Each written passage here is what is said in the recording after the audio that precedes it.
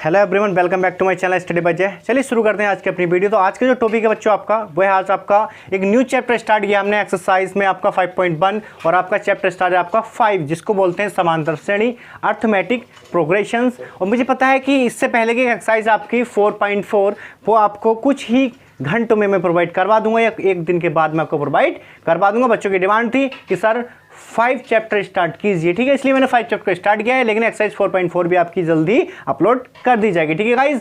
तो चलते हैं आज आप अपने एक न्यू चैप्टर और न्यू टॉपिक की तरफ। यह है बेटा आपका समांतर श्रेणी। बेटा हम समांतर श्रेणी को बिल्कुल बेसिक फंडामेंटल से पढ़ेंगे। कैसे? बिल्कुल बेसिक फंडामेंटल से हम इसको पढ़ेंगे, हर एक चीज को बेसिक कंसेप्ट के साथ समझेंगे कि समांतर श्रेणी होती क्या है। तो चलते हैं समांतर श्रेणी की तरफ। तो बेटा यह है आपका आज का टॉपिक समांतर श्रेणी। समांतर श्रेणी बेटा समांतर श्रेणी होती क्या है एक्चुअल में?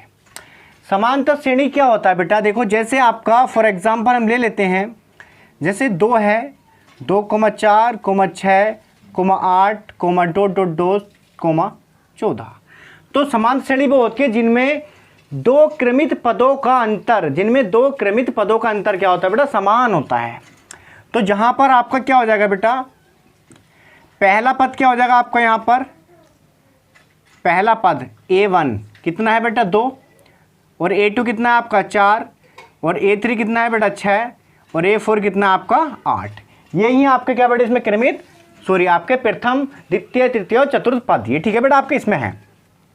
अब मैंने आपको बताया था जहां पर दो क्रमित पदों का अंतर समान होता है तो बेटा एक होता है आपका D जिसको बोलते हैं हम सार्वंतर। क्या बोलते हैं बेटा? सार्वंतर बोल देते हैं D।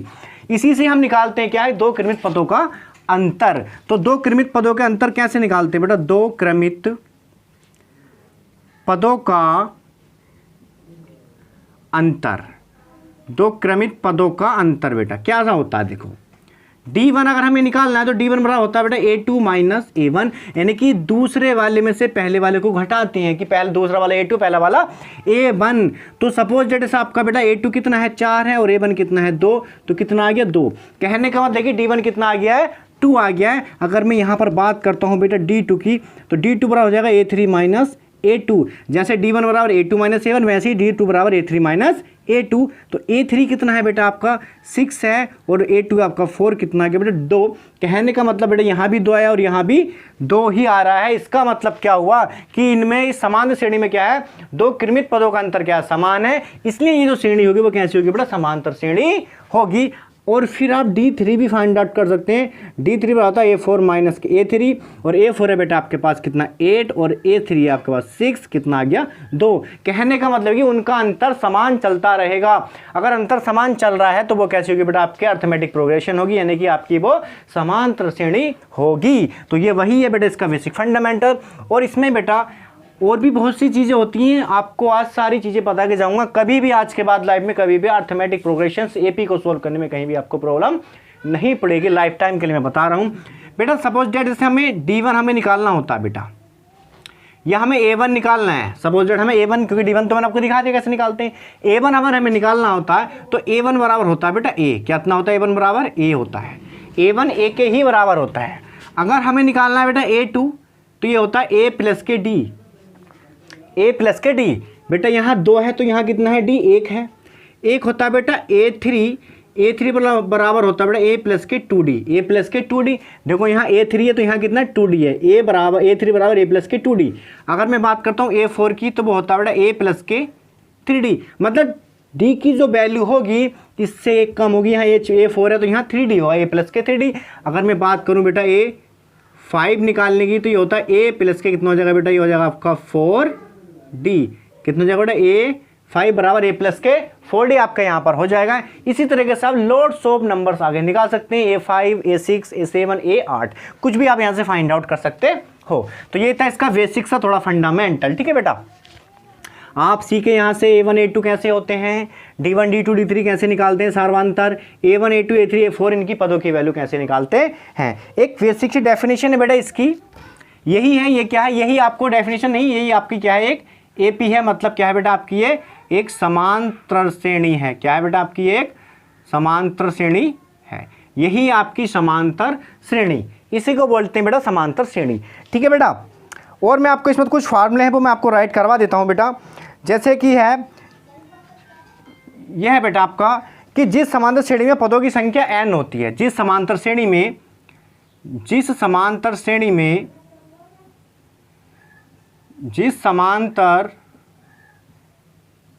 में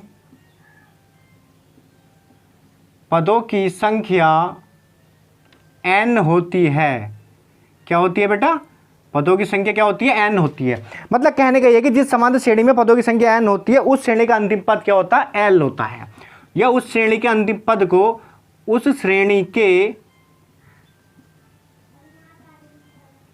अंतिम पद को कैसे बेटा l से प्रदर्शित करते हैं, या कह सकते हो उस श्रेणी के अंतिम पद को क्या करते हैं बेटा, l से व्यक्त करते हैं या प्रदर्शित करते हैं। ठीक है, प्रदर्शित करते हैं। ठीक है बेटा, l से क्या करते हैं बेटा, प्रदर्शित करते हैं। तो इसका आपका फार्मूला बनेगा बेटा l बराबर a plus n minus one into D, l बराबर a plus n minus one into D, और आप पढ़ रहे हैं बेटा राज्य प्रकाशन मैथ। ठीक है बेटा, जो गवर्नमेंट ने इशू किया है। ठीक है बेटा, एक फार्मूला और है बेटा इसमें, वो है आपका यदि समांतर श्रेणी का n बा पद, यदि आपको समान श्रेणी में n बा पद दे रखा तो n बा पद समांतर श्रेणी का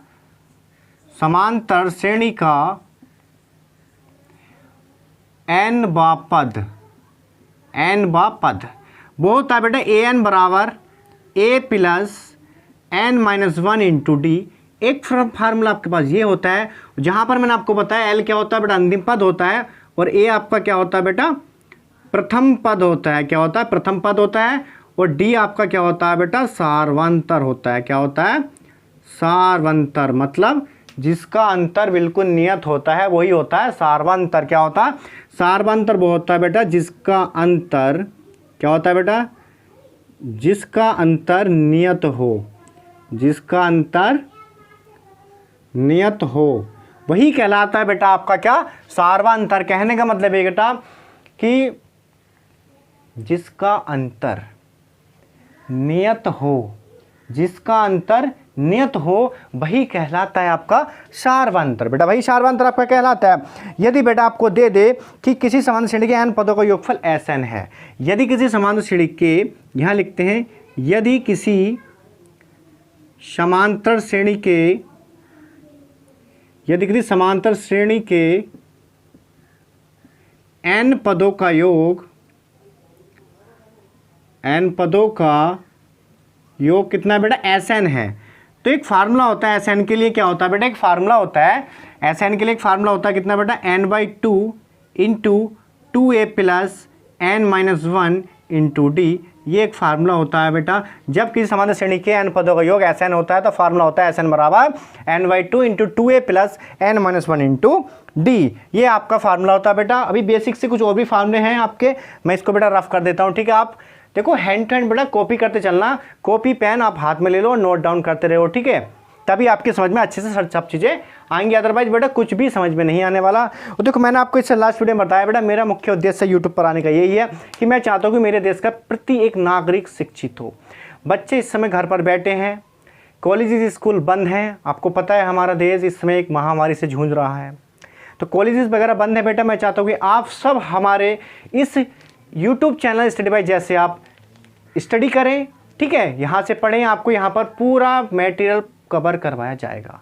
ठीक है, और मेरा लक्ष्य ये है कि यार मैं चाहता हूँ कि अपने देश के प्रत्येक नागरिकों में शिक्षित करूँ, घर घर तक शिक्षा पहुँचाऊँ, और यहाँ पर आपसे कोई भी पैसा नहीं ले जा रहा है। मैं आपको यहाँ पर फ्री ऑफ कॉस्ट पढ़ाऊंगा। ठीक है, फ्री ऑफ कॉस्ट, कोई पैसा मुझे आपसे नहीं चाहिए। ठीक है, तो भाई ज़्यादा से ज़्यादा बच्चों को चैनल पर जोड़िए यार, और चैनल को सब्सक्राइब कीजिए और वीडियो को भाई ज़्यादा से ज़्यादा शेयर कीजिए। और भैया आपको क्या करना है, वीडियो को लाइक भी करना है बेटा। आपके लाइक से हमें क्या, हमारा कॉन्फिडेंस लेवल बढ़ता है बेटा, हमारे अंदर के मोटिवेशन आता है, हमें भी अच्छा लगता है कि हाँ हमारे बच्चे क्या वीडियो को लाइक कर रहे हैं, इसका मतलब हमारी वीडियो का अच्छा रिजल्ट हमें देखने को मिल रहा है, जिससे हमें पढ़ाने में और भी ज़्यादा मज़ा आता है। ठीक है, तो देखते हैं बेटा इसके आगे के जो आपके कुछ फार्मूले से मैं इसको रफ कर देता हूँ बेटा। आई होप कि आपके इतना सब कुछ समझ में आया होगा।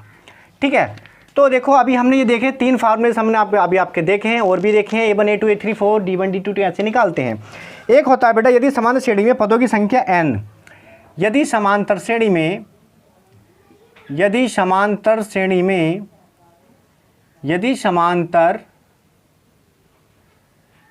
में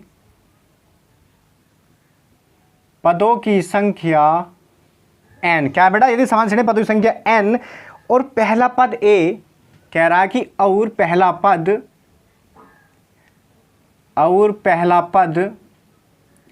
a तथा अंतिम पद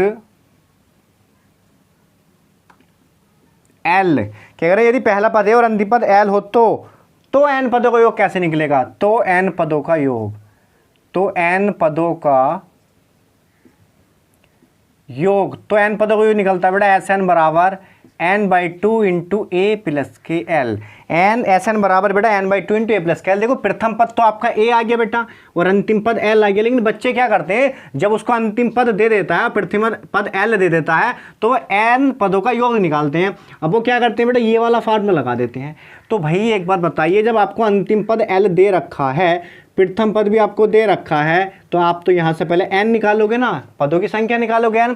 उन n पदों की संख्या निकालने के बाद में तब आप कौन सा फार्मूला लगाए, फिर ये वाला फार्मूला लगाओगे, तब भी आपके पास पदों का योग आ जाएगा। लेकिन इसमें क्या है बेटा, हमें डबल प्रोसीजर हमें करना पड़ता है। क्या करना पड़ता है? डबल प्रोसीजर हमें करना पड़ता है। लेकिन ये जो फार्मूला हमारा होता है, ये डायरेक्ट ही क्वेश्चन को हल कर देता है, डायरेक्ट ही क्वेश्चन को सोल्व कर देता है। Sn बराबर n/2 इंटू a प्लस के एल। इसलिए इस फार्मूले को यहाँ पर मैंने राइट किया है। आई होप कि इसके जितने भी फार्मूले हैं कवर हो गए हैं। तो चलते हैं अपनी एक्सरसाइज 5.1 के क्वेश्चन नंबर पहले की तरफ। इसको मैं करता हूँ बेटा रफ, ठीक है।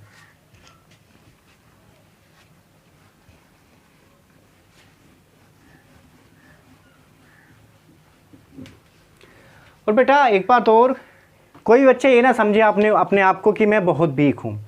बेटा वीक होने से कुछ नहीं होता। हर एक बच्चे के अंदर, हर एक मनुष्य के अंदर यार एक अपना उसका कोई टैलेंट होता है, सिर्फ उसको बाहर निकालने की आवश्यकता होती है। हमें क्या, हमें उसको बाहर निकालने की आवश्यकता होती है भाई। क्या होती है? आवश्यकता होती है भाई। हर एक इंसान के अंदर गॉड होता है। क्या होता है? गॉड होता है। हर एक इंसान के अंदर क्या होता है बेटा? गॉड होता है।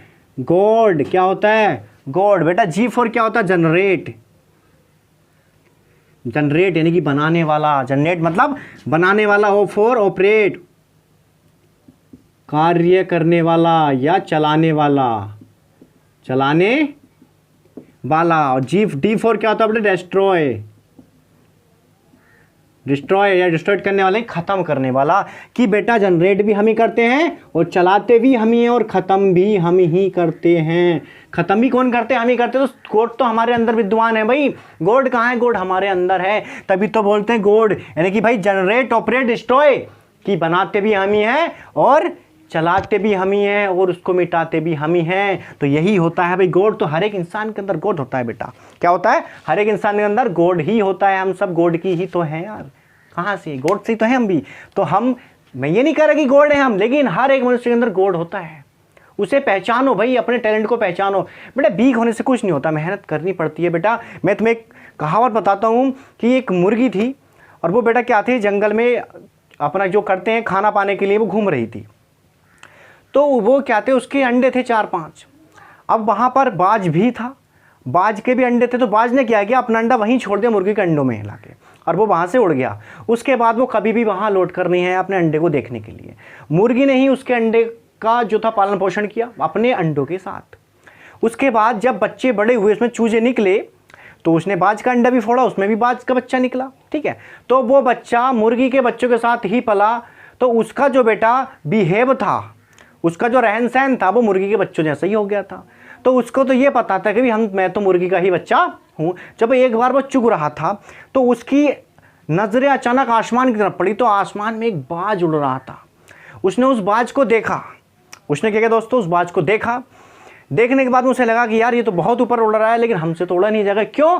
क्योंकि भाई हम तो मुर्गी के चूजे हैं, हमसे थोड़ी ना इतनी ऊपर उड़ा जाएगा। कि हम तो भाई धरती पर रेंगने वाले कीड़े हैं, हम तो धरती के कीड़े हैं, धरती पर ही रहेंगे, हम थोड़ी ना उड़ जाएंगे। अगर वो कोशिश करता तो वो उस बाज से भी ऊपर उड़ जाता, वो आसमान को पार करके बाहर निकल जाता। क्योंकि वो बाज का बच्चा था। लेकिन उसे ये पता हो गया था कि मैं तो मुर्गी का ही बच्चा हूँ, क्योंकि वो उस चीज़ में वो ढल चुका था। उसे ये पता नहीं था कि मैं हूँ क्या, उसने अपने टैलेंट को पहचाना ही नहीं। उसे ये लगा कि मैं मुर्गी का बच्चा हूँ और मैं धरती पर रेंगने वाला कीड़ा हूँ, तो धरती पर ही रेंगता रहूँगा। अगर वो कोशिश करता एक बार भी उड़ने की, तो वो उस बात से ऊपर उड़ गया होता। तो वैसे ही तुम्हें कोशिश करनी है यार, तुम तो एक मनुष्य इंसान हो यार, तुम कोई कीड़े नहीं हो, ठीक है। तो तुम्हें तो मेहनत करनी ही पड़ेगी, ठीक है। तो इसको बेटा रफ करते हैं, हम चलते हैं अपने क्वेश्चन की तरफ। तो यह है बेटा आपका क्वेश्चन नंबर पहला, मेरे हाथ में है मैथ एनसीईआरटी। यह है बेटा कि निम्नलिखित स्थितियों में से किन स्थितियों से संबंध संख्याओं की सूची एपी है और है क्यों, मतलब क्यों है, हमें बताने की एपी में है तो क्यों है। तो पहला क्वेश्चन है बेटा क्वेश्चन नंबर पहले का पहला पार्ट। क्वेश्चन को बहुत शांति से पढ़ना है बेटा, ठीक है। प्रत्येक किलोमीटर के बाद टैक्सी का किराया, जबकि प्रथम किलोमीटर के लिए किराया 15 रुपये और प्रत्येक अतिरिक्त किलोमीटर के लिए किराया 8 रुपये है। मतलब कहने का यह है कि वो कह रहे हैं कि प्रथम किलोमीटर के लिए जो किराया है वो 15 रुपये है। तो लिखते हैं प्रथम किलोमीटर के लिए किराया, प्रथम किलोमीटर के लिए किराया, बेटा प्रथम किलोमीटर के लिए किराया कितना है 15 रुपये और अतिरिक्त किलोमीटर के लिए किराया कितना है, अतिरिक्त किलोमीटर के लिए किराया कितना है बेटा, अतिरिक्त किलोमीटर के लिए किराया है बेटा आपका इसमें 8 रुपये। कितना है बेटा 8 रुपये। अतिरिक्त किलोमीटर के लिए किराया जो है बेटा वो है आपका 8 रुपये। तो उसने कहा है कि अब ये बताइए कि पहली बात तो इससे हमें देखना है कि समांतर श्रेणी बन सकती है या नहीं बन सकती है, और बन रही है तो क्यों है। तो हम लिखते हैं बेटा 1 किलोमीटर के लिए तो दे रखा है, अब लिखते हैं हम 2 किलोमीटर के लिए, 2 किलोमीटर के लिए किराया। 2 किलोमीटर के लिए किराया कितना हो जाएगा बेटा, प्रथम किलोमीटर का किराया प्लस अतिरिक्त किलोमीटर किराया, और 15 8 हो गए बेटा 23 रुपये। उसने साफ साफ कह दिया बेटा क्वेश्चन में कि पहले मीटर में जब वो चला तब उसको, पहले मीटर चला बेटा, मीटर चल रहा है किलोमीटर नहीं चल रहा है, ठीक है। देखते हैं एक बार, मीटर चल रहा है किलोमीटर चल रहा है। तो बेटा ये चल रहा है आपका किलोमीटर से चल रहा है बेटा, ठीक है, किलोमीटर ही चल रहा है ये, ठीक है। तो वो कह रहे हैं कि बेटा जब वो पहले किलोमीटर चलेगा तो उसको 15 रुपये तो देने पड़ेंगे, लेकिन उसके बाद जो उसका किराया लगेगा वो 15 रुपये नहीं लगेगा, उसके बाद उसका किराया 8 रुपये प्रति किलोमीटर हो जाएगा, वो ये कहना चाहते हैं। तो वो पहले किलोमीटर 15 रुपये दिए, भी जब 2 किलोमीटर चला उसके बाद उन्हें 8 रुपये और दिए, मतलब कुल मिलाकर 2 किलोमीटर को उसने 23 रुपये दिए। अब लिखते हैं यहाँ पर 3 किलोमीटर के लिए किराया कितना हो जाएगा बेटा 23, 2 किलोमीटर का 23 और 1 किलोमीटर का 8, और 8 3 11 का 1 2 और 1 3, यानी कि 31 रुपये। और 4 किलोमीटर के लिए कितना आ जाएगा बेटा किराया, 31 प्लस 8 बराबर 39 रुपये। कितना आ जाएगा बेटा 39 रुपये आपका यहाँ पर आ जाएगा। तो अब यहाँ निकालते हैं 2 क्रमित पदों के बीच अंतर, 2 क्रमित पदों के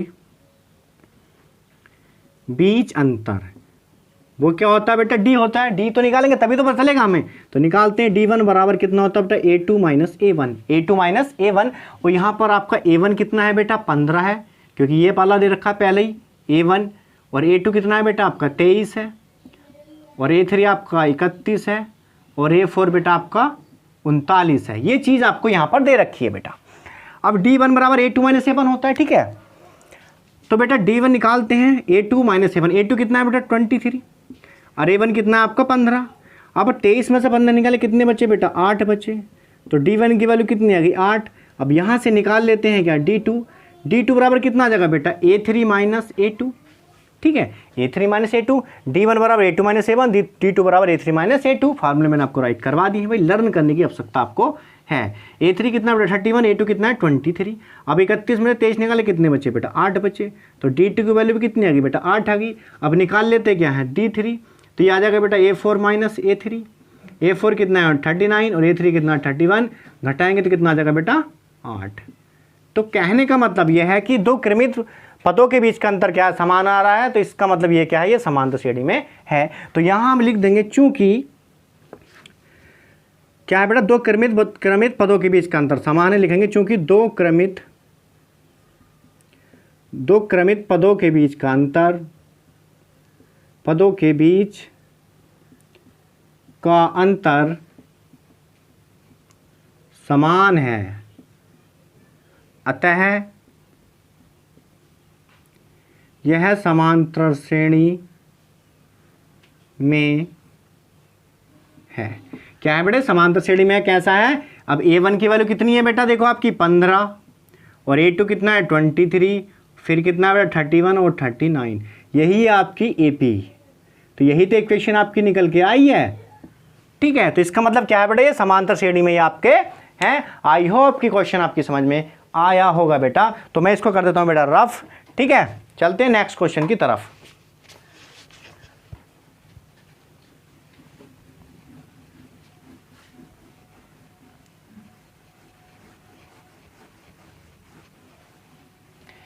देखते हैं बेटा नेक्स्ट क्वेश्चन में क्या कह रहा है।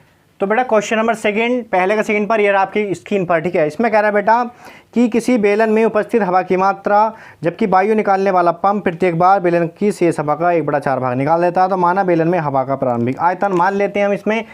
माना बेलन में हवा का प्रारंभिक आयतन क्या मान लेते हैं बेटा? माना बेलन में हवा का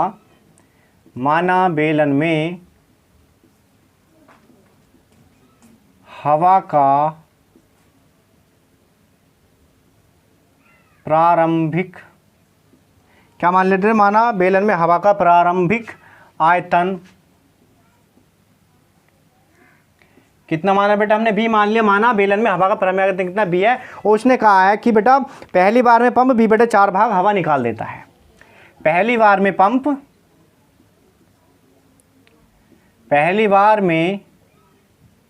पंप हवा का B/4 भाग निकाल देता है बेटा, निकाल देता है। पहली बार में जो है बेटा पंप हवा का B/4 भाग निकाल देता है। तो अब हम यहां लिखेंगे बेटा शेष हवा का आयतन। शेष हवा का आयतन कि भाई शेष हवा का आयतन कितना आ जाएगा। तो शेष हवा का आयतन कितना बेटा? V माइनस B/4 यानी कि 4B minus B divide by 4 यानी कि 3B/4 ये आ जाएगा। अब दूसरी बार में पंप द्वारा हवा का निकाली गई हवा का आयतन। अब लिखेंगे दूसरी बार में कितना हो जाएगा बेटा? दूसरी बार में कितना हो जाएगा आपका? ये कितना है बेटा? अब कितना निकालना है? ये 3/4V का 1/4 भाग ही तो निकालना है। कितना कहा उसने कि उसका कितना निकाल रहा है बेटा? 1/4 भाग निकाल रहा है। तो दूसरी बार में 3B अपन 4 का 1/4 भाग निकालना है, यानी कि 3B/4 चौक 16, 4 चौक 16। तो बेटा शेष हवा का आयतन कितना आ जाएगा? शेष हवा का आयतन कितना आ जाएगा बेटा? इसमें से इसको घटा दो, 3B/4 माइनस 3B/16, ये आपके पास आ गया बेटा एलसीएम 16 आ गया है, और 4 तिया 12B और माइनस 3B यानी कि 9/16V ये आपके पास यहाँ पर आ गया है। ठीक है, अब बेटा हमें निकालना है दो क्रमित पदों के बीच का अंतर निकालना है। यह है आपके पास A1 और ये है आपके पास A2 और ये है आपके पास A3। तो यहाँ निकालते हैं दो क्रमित पदों के बीच का अंतर। दो क्रमित पदों के बीच का अंतर। तो बेटा क्या हो जाएगा? D1 बराबर A2 माइनस A1। तो मैंने आपको बता दिया बेटा A1 ये है, A2 ये है और A3 ये है आपका। तो बेटा देखो A2 कितना है पहले उठा लेते हैं हम, 3B/4 और माइनस के A1 कितना है V। तो 3B माइनस कितना आ गया बेटा 4B और बटे 4 बराबर आ गया माइनस के B/4। अब निकालते कितना बेटा? D2 बराबर A3 माइनस A2। A3 कितना है बेटा आपका 9/16V और A2 कितना बेटा आपके पास 3B/4। एलसीएम ले लो 16 आ गया, 9B माइनस के 3 तिया 9B। तो बेटा अब क्या होगा देखो इसमें भाई ये 4 है तो 4 चौक 16 आएगा, नहीं 4 तिया 12V ये आ गया माइनस के 3B/16। तो कहने का मतलब ये है कि बेटा दोनों का अंतर क्या आ रहा है? असमान आ रहा है। क्या आ रहा है बेटा? दोनों का अंतर असमान आ रहा है। ठीक है ना? तो इसका मतलब क्या हुआ बेटा कि जब असमान अंतर आ रहा है तो ये समान श्रेणी में तो नहीं होंगे। तो यहाँ लिखेंगे चूंकि दो क्रमित पदों के बीच अंतर, दो क्रमित पदों के बीच अंतर असमान है बेटा, कैसा है, असमान है, अतः यह समांतर श्रेणी में नहीं है। ये कैसा है बेटा, इसका मतलब ये हो गया कि ये बेटा आपके समांतर श्रेणी में, ये आपके नहीं है। इसका मतलब क्या हो गया कि ये आपके समांतर श्रेणी में है ही नहीं। तो ये था आपका इस क्वेश्चन का, पहले क्वेश्चन का सेकंड पार्ट। आई होप कि क्वेश्चन आपकी समझ में आया होगा। ठीक है बेटा, ये रहा क्वेश्चन नंबर 3, पहले का थर्ड पार्ट आपकी स्क्रीन पर। यह बेटा प्रति मीटर खुदाई के बाद एक कुआं खोदने में आई लागत, जबकि प्रथम मीटर खुदाई की लागत 150 रुपये है और बाद में प्रत्येक मीटर खुदाई की लागत कितनी है, 50 रुपये है। तो मतलब प्रथम मीटर की खुदाई कितनी है बेटा, 150। पहले क्वेश्चन का थर्ड पार्ट, प्रथम मीटर की खुदाई दे रखी है बेटा, प्रथम मीटर की खुदाई, उन्होंने कहा कि प्रथम मीटर की खुदाई की लागत, प्रथम मीटर की खुदाई की लागत कितनी है बेटा, 150 रुपये है। कितनी है बेटा, 150 रुपये है, 150 रुपये है। कितनी है बेटा, 150 रुपये है। ठीक है, अब उसके बाद उसने कहा है कि भाई उसके बाद जब वो अलग से खोदता है तो कितने रुपए लेता है बेटा, 50 रुपये लेता है। और बाद में जो है अतिरिक्त मीटर की खुदाई दे रखी है बेटा, इसका मतलब अतिरिक्त मीटर की खुदाई कितनी है बेटा, 50 रुपये। मतलब जब वो 1 मीटर खोदता है तो उससे 150 रुपये लेता है। उसके बाद जब इतने भी आगे को वो खोदता है उसके वो 50 रुपये मीटर के हिसाब से लेता है। तो इसका मतलब हो गया कि 2 मीटर की खुदाई की लागत कितनी आ जाएगी बेटा, 2 मीटर की खुदाई की लागत कितनी आ जाएगी बेटा, 1 मीटर की लागत और प्लस अतिरिक्त मीटर की लागत यानी कि 200 रुपये। और 3 मीटर की लागत कितनी आ जाएगी बेटा, 2 मीटर की 200, 1 मीटर कितनी है 50 यानी कि 300 रुपये। और 4 मीटर की लागत कितनी आ जाएगी बेटा, 300 और प्लस के 50 बराबर 350 रुपये। ये आ गई। इसका मतलब ये होगी A1 आपके पास आ गया बेटा कितना, 150 दे रखा है, और A2 आ गया बेटा आपके पास 200, और A3 आपके पास आ गया बेटा कितना, 200 और 50 कितने होते हैं बेटा, ये 250 आएगा। यहाँ कितना आएगा आपका 250, तो ये कितना हो जाएगा बेटा आपका 300 हो जाएगा। तो ये कितना रखा बेटा, A3 आपको 250 और A4 आपको दे रखा है बेटा 300 रुपये। अब हम निकालेंगे इसमें 2 क्रमित पदों के बीच का अंतर। क्या लिख लेते हैं, 2 क्रमित पदों के बीच, 2 क्रमित पदों के बीच अंतर। D1 बराबर A2 माइनस A1। A2 कितना है बेटा 200 और A1 कितना है 150। अंतर कितना आ गया बेटा, 150 का आ गया है। अब यहाँ से निकालेंगे A2 यानी कि A3 माइनस A2। A3 कितना है 250 और A2 कितना है 200। अंतर कितना आ गया बेटा 50। यहाँ से निकालेंगे D3 यानी कि A4 माइनस A3 यानी कि 300 माइनस के 250 बराबर 50। कहने का मतलब कि सब में अंतर कैसा आ रहा है बेटा, 50-50 का अंतर आ रहा है। तो इसका मतलब क्या है, यह लिखेंगे चूंकि 2 क्रमित पदों के बीच अंतर, 2 क्रमित पदों के बीच अंतर समान है, अतः यह समांतर श्रेणी यानी कि AP में है। उसके बाद हम क्या करते हैं बेटा, वो समांतर श्रेणी हम लिख देते हैं। A1 की वैल्यू कितनी है बेटा 150, फिर 200 और फिर 250 और फिर 300। यही है बेटा आपकी समांतर श्रेणी। तो यही था आपके इस क्वेश्चन का आंसर, क्वेश्चन पहले का थर्ड पार्ट। अब देखते हैं बेटा क्वेश्चन पहले का फोर्थ पार्ट जो है आपके इस क्वेश्चन का लास्ट पार्ट। आई होप कि क्वेश्चन आपकी समझ में आया होगा। बेटा क्वेश्चन 4 में क्या कह रहा है, वे कह रहा है खाते में प्रत्येक वर्ष का मिश्रधन जबकि 10,000 रुपये की राशि 8% वार्षिक ब्याज की दर से चक्रवृद्धि ब्याज पर जमा की जाती है। तो कह रहा है कि मिश्रधन ज्ञात करो बेटा, अमाउंट निकालना है। क्या निकालना है, अमाउंट निकालना है बेटा हमको। क्या निकालना है, अमाउंट। तो ये है आपका क्वेश्चन पहले का 4 पार्ट। बेटा इसमें आपको प्रिंसिपल दे रखा है।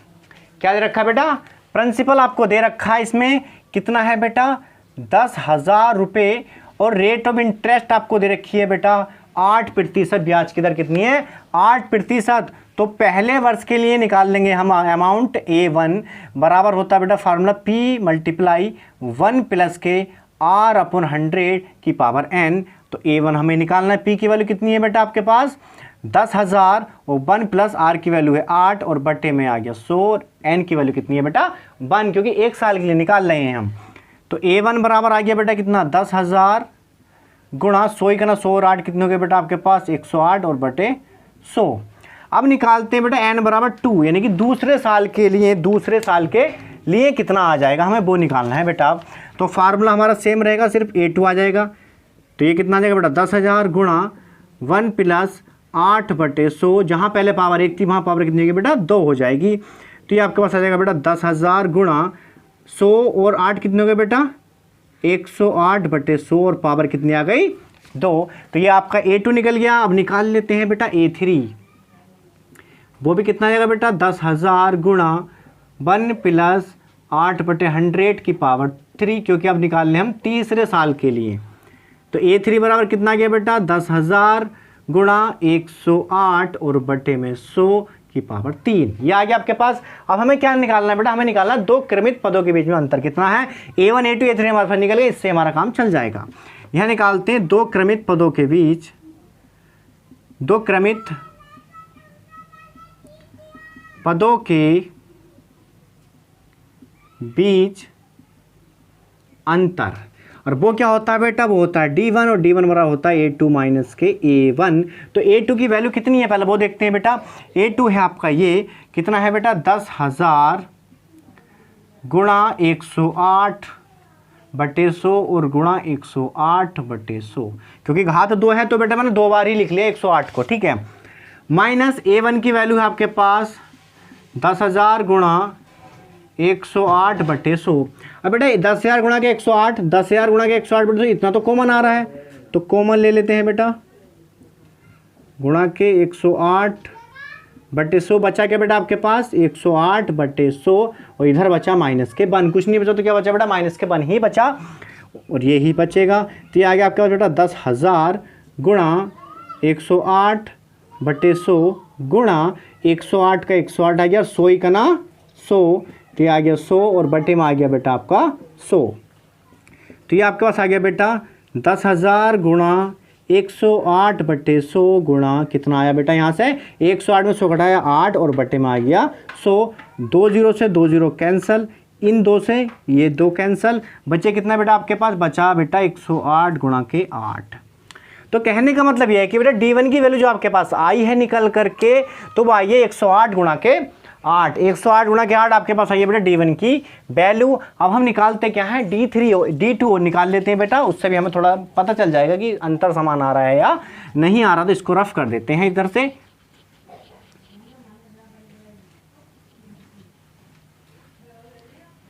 सिर्फ हम इस वैल्यू को रहने देंगे जिससे कि हमें क्वेश्चन के आंसर का पता चले। अब यहाँ निकालते हैं बेटा क्या हम D2, और D2 बराबर कितना होता है बेटा A3 माइनस के A2। A3 आपका 10,000 गुणा 108 बटे 100 गुणा 108 बटे 100 और गुणा 108 बटे 100, क्योंकि बेटा घात 3 होगी तो 3 ही तो आएगी भाई, 3 बार लिखा है। माइनस 10,000 गुणा के 108 बटे 100 और गुणा के 108 बटे 100, ये है बेटा A2 की वैल्यू। अब देखो यहाँ तक इतना पोर्शन दोनों में सेम है, तो ये तो कॉमन आ जाएगा बेटा 10,000 गुणा 108 बटे 100 गुणा 108 बटे 100, कॉमन क्या बचा बेटा यहाँ से, अब क्या बचा ये बचा, ठीक है। तो 10,000 गुणा 108 बटे 100 और गुण 108 बटे 100 गुणा कितना आ गया बेटा 108 माइनस के 100 और बटे में कितना आ गया 100, गुणा कर लेगा इधर ही आपका बिल्कुल सेम जो अभी किया उसी की तरह है। 108 बटे 100 गुणा 108 बटे 100 गुणा 108 में 100 घटाया कितने बचे बेटा 8 और बचे में बटे में कितना आ गया आपके पास 100। तो बेटा ये आपका था कितना D1 कितना था 108 गुणा के 8। अब बेटा 2 0 से 2 0 कैंसिल आउट, 2 0 से ये वाले 2 0 कैंसिल आउट, तो आपके पास बचा कितना बेटा 108 गुणा के 108 गुणा के 8 और बटे में 100। ये आपके पास बेटा बच गया है। इसका मतलब ये है भाई सर्वांतर तो समान आ ही नहीं रहा है, तो हम यहाँ लिख देंगे क्या कि दो क्रमित पदों के बीच, दो क्रमित पदों के बीच सार्वंतर असमान है। कैसा बेटा? असमान है, अतः यह समांतर श्रेणी में नहीं है। इसका मतलब क्या हुआ कि बेटा ये जो है आपका वो समांतर श्रेणी में ये नहीं है। तो यही था आपके क्वेश्चन फर्स्ट के 4 पार्ट 1, 2, 3 एंड 4। इससे आगे के जो क्वेश्चंस हैं बेटा वो आपको मिलेंगे नेक्स्ट वीडियो में, और नेक्स्ट वीडियो में कोशिश करूंगा कि आपके जितने भी क्वेश्चंस हैं वो मैं आपके सारे के सारे इसमें मैं प्रोवाइड करवा दूंगा। ठीक है, तब तक के लिए बेटा सीखते रहिए स्टडी बाय जय के साथ, और चैनल को सब्सक्राइब नहीं किया है तो चैनल को सब्सक्राइब कर लीजिए, और वीडियो भाई अच्छी लगे तो वीडियो को लाइक कर दीजिए और कमेंट कर दीजिए, और वीडियो को ज़्यादा शेयर कर दीजिए भाई। जैसे मैंने आपको बताया कि यार चैनल पर ज़्यादा से ज़्यादा बच्चों को जोड़ो, ठीक है, ज़्यादा से ज़्यादा बच्चों को जोड़ो यार चैनल पे। ठीक है, इंटर की क्लासेस भी फ्री चलेंगी आपके लिए, इंटर की क्लासेस भी फ्री चलेंगी पूरी मैथ्स की। ठीक है, मैथ्स फिजिक्स भी मैं इंटर का लेके आऊँगा, उसमें वो भी चलेगा। और इसमें जैसे जैसे हमारे पास बच्चों की रेंज बढ़ती रहेगी, हमारे पास बच्चे हमारे बढ़ते रहेंगे, हमारी यूट्यूब फैमिली बढ़ती रहेगी, वैसी वैसी आपके सब्जेक्ट भी यहाँ पर इंक्रीज होते रहेंगे। और हम आपके लिए एक स्पेशल टीचर और आपके लिए हम लेके आएंगे, जो होंगी एक लेडीज टीचर, वो हम आपको नहीं बताएंगे, उनसे हम जल्दी आपको रूबरू करवा देंगे। ठीक है, तो भाई चैनल को सब्सक्राइब कीजिए, वीडियो को लाइक कीजिए, कमेंट कीजिए, वीडियो को ज़्यादा से ज़्यादा शेयर कीजिए। जल्दी मिलवाएंगे हम आपको अपने न्यू टीचर से। ठीक है, तब तक के लिए पढ़ते रहिए स्टडी बाय जय के साथ। जय हिंद, जय भारत।